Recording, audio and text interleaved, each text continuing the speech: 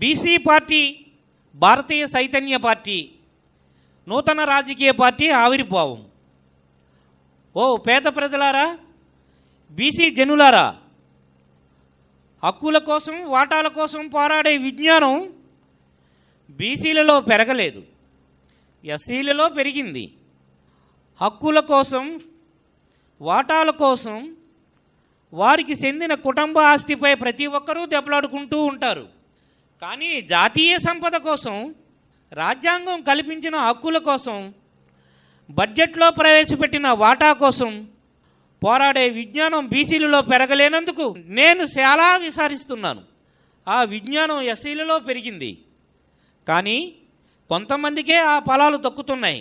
జాతి మొత్తం మీద కొందరికే అందిన రాజ్యాంగ ఫలాలు అందరికీ చెందవలసిన అవసరం ఉంది. కొన్ని కుటుంబాలే బాగుపడి మిగతా కుటుంబాలు అట్టడుగుకు వెళ్ళిపోతే ఆర్థిక వ్యత్యాసం వలన అంతర్యుద్ధాలు జరుగుతాయి. కష్టపడి పని చేద్దామన్నా కూలి పని లేదు, పని లేనప్పుడు కూడు లేదు, పని ఉన్నా నెల పొడిగినా పని లేదు. కూలి ఉన్న రోజుల్లోనే ఇంట్లో గ్రాసానికి సరిపోతుంది, కూలి లేనప్పుడు కష్టంగా గడుస్తుంది. యంత్రాలు వచ్చాక పనులు తగ్గాయి, యంత్రాలు వచ్చాక పని మనుషులు విలువ తగ్గింది. ఆ యంత్రాలను, ఉత్పత్తి సాధనాలను మన మనుషులు చేసినవే. మన మనుషులు చేసిన యంత్రాలు మనకు కూడు లేకుండా చేసినాయి. యంత్రాలు వచ్చాక పశువుల అవసరం తగ్గిపోయింది. పశువులకు పచ్చగడ్డి వేయలేక కబేళా సంతకు ఎక్స్పోర్ట్ చేస్తున్నారు. మరి ఈ పేదలను, కూలీలను ఏ సంతకు పంపిస్తారో? పన్నులు లేవు కదా. ఒక్కసారి ఆలోచించండి మిత్రులారా. ఇప్పటికే కాస్త కూస్తో తెలివైన వారు పట్టణాలకు, ఇతర దేశాలకు వలసపోతున్నారు.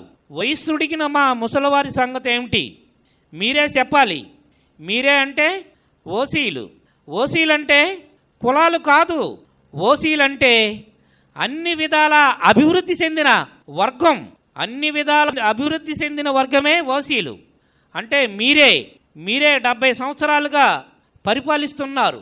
70 సంవత్సరాలుగా పరిపాలిస్తున్న మీరుగాక మా పేదలను ఎవరు ఆదరిస్తారు? పరిపాలన మీది, పంట పొలాలు మీవి, ఫ్యాక్టరీలు మీవి, 5 స్టార్ హోటల్స్ మీవి, ఉత్పత్తి సాధనాలు మీవి, జాతీయ సంపద మీదే. అన్నీ మీ చేతులలోనే ఉన్నాయి. మేము పోటీ చేసినా గెలవలేము, గెలిచిన ప్రభుత్వాన్ని ఏర్పాటు చేయలేము. సకల సంపదలు మీ చేతుల్లోనే ఉన్నాయి. ఇది ప్రజాస్వామ్యమునకు మచ్చ. ప్రజాస్వామ్యమునకు మచ్చ ఏర్పడినట్లయితే ఇతర దేశాలు దండెత్తుతాయి, యుద్ధాలు ప్రారంభమవుతాయి. అందువలన బీసీలకు అడ్డు రాకండి. బీసీలను కొంతకాలం పరిపాలించనివ్వండి. అదే నిజమైన ప్రజాస్వామ్యం. మిత్రులారా, ఒకసారి ఆలోచించండి. పశువులను ఒకేసారి వధిస్తారు, మమ్ములను పీల్చి పిప్పి చేస్తారు. ఉన్నత ఉద్యోగులు లంచం అంటూ పీల్చి పిప్పి చేస్తున్నారు. వడ్డీ వ్యాపారస్తులు, ఫైనాన్స్ వ్యాపారస్తులు పీల్చి పిప్పి చేస్తున్నారు. పిల్లల చదువుల పేరుతో ఫీజుల రూపంలో పీల్చేస్తున్నారు. నిత్యావసర వస్తువులు రేట్లు చెప్పనక్కర్లేదు. ఈ వేళ రేటు రేపు ఉండదు, రేపటి రేటు ఎల్లుండి ఉండదు. మిత్రులారా, ఒకసారి ఆలోచించండి. సారా బ్రాందీ రూపంలో పేదవాడి రక్తం పీల్చేస్తున్నారు. సినిమా రూపంలో చివరకు గాలి ద్వారా వచ్చే మాటలకు కూడా పేదల రక్తం సొక్క చొప్పుని తెలివిగా లాగేస్తున్నారు. ఒక సెల్ టవర్ పెట్టినప్పుడు కొంత ఖర్చు అవుతుంది. ఆ ఖర్చును సంవత్సరాల తరబడి ప్రజల మీద లాగేస్తున్నారు. స్లో పాయిజన్గా ప్రజలను సప్పరిస్తున్నారు. మిత్రులారా, ఒక్కసారి ఆలోచించండి. వృద్ధ కూలీలకు పశువుల కబేళా లాంటి ప్రమాదం జరగకుండా ఎందరో మహానుభావులు కృషి చేస్తున్నారు, పోరాడుతున్నారు. బీసీలు వంతుగా, మన వంతుగా ఏమైనా చేద్దామా? లేకపోతే సాదాసీదా గొర్రెల్లా, పశువుల్లా, బేవర్సులా, ఎర్రోళ్లలా మిగిలిపోదామా? మిత్రులారా, ఒకసారి ఆలోచించండి. మీరే చెప్పండి మిత్రులారా. ఎస్సీల్లో మేధావులు ఎస్సీ పరువును పెంచారు, ఓసీల్లో సంపన్నులు ఓసీ పొగరు పెంచారు.